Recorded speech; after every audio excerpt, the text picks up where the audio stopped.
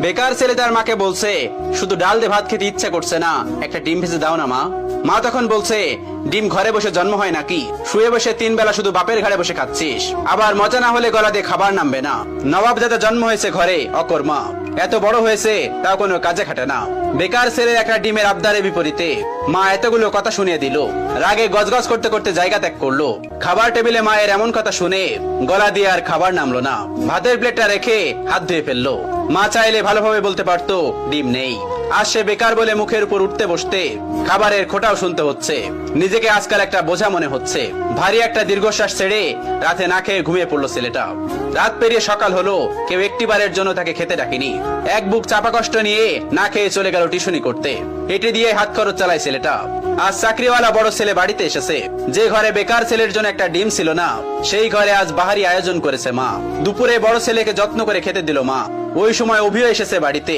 মা তাকে একটিবার অব্দি খেতে ডাকলো না। পেটের ক্ষুধা জানে এক প্লেট ভাতের জন্য কত কটু কথা সহ্য করে নিতে হয়। বেকার ছেলেটা সকল কষ্ট চাপা রেখে নির্লজ্জের মতো ভাইয়ের পাশে এসে খেতে বসলো। মা ভাই হয়তো একটু বিরক্ত হলো তার আগমনে। মা দুই ছেলেকে ভাত দিল, তবে বড় বড় মাছের টুকরো গুলো এবং মাংসের টুকরো গুলো চাকরিওয়ালা ছেলের থালাতে উঠলো। অভি মাথা নিচু করে এক থালা কথা নামক খাবার হজম করছে। আর সেই ফাঁকে মা বড় ছেলের ভাতের নিচে বড় সড়ক একটা চিংড়ি গুজে দিল, যা চোখ এড়ালো না বেকার ছেলেটির। কে বলল বাবা মায়ের ভালোবাসা সব সন্তানের জন্য সমান হয়? এই যে মায়ের ভালোবাসায় কত ব্যবধান, এই কষ্টগুলো কাউকে বলা যায় না, আর সহ্য করা যায় না। আজ তারও একটা চাকরি হলে মা তাকেও নিশ্চয়ই এভাবে এক্সট্রা খাতির যত্ন করত। কথায় কথায় মন্দ বলতো না।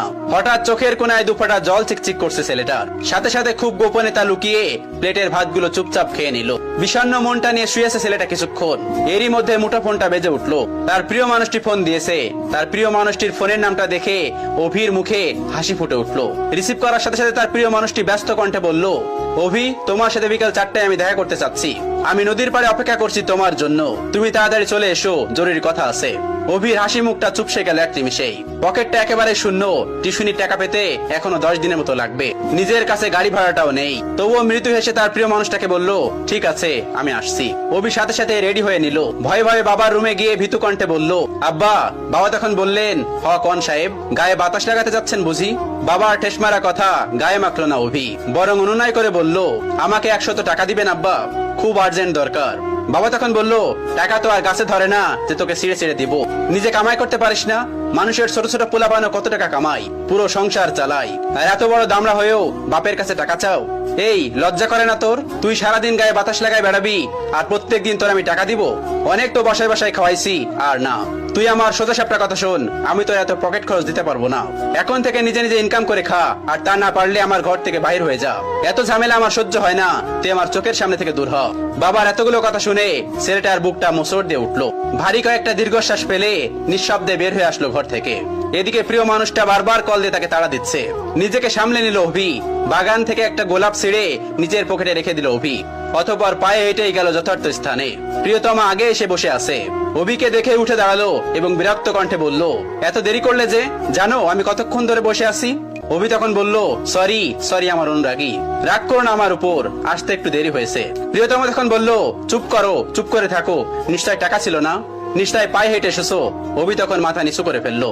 প্রিয়তমা তার হাতে একটা কার্ড ধরিয়ে দিয়ে বলল, সারপ্রাইজ। ছেলেটা তখন বলল, কি এটা, কিসের কার্ড? তখন তার প্রিয়তমা তাকে বলল, এটা আমার বিয়ের কার্ড, ফার্স্ট আমি তোমাকেই দিলাম, এসো, কিন্তু তুমি কিন্তু একদমই মিস করবে না। ছেলেটি তখন বলল, মানে কি বলছো তুমি, সত্যি বলছো? মেয়েটি তখন বলল, হ্যাঁ সত্যি বলছি।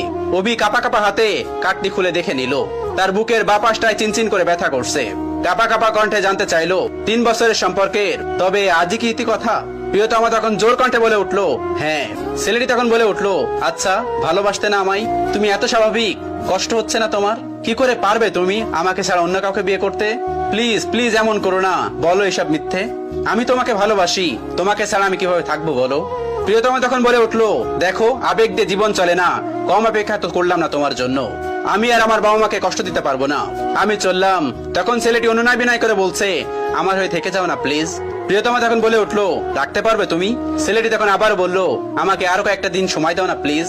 প্রিয়তমা তখন জোর কণ্ঠে বলে উঠলো, রাখতে পারলে এক্ষুনি, আর না হয় আর আটকেও না। ছেলেটি হাঁটু গেড়ে বসে পড়লো মাটিতে। কিভাবে আগলে রাখবে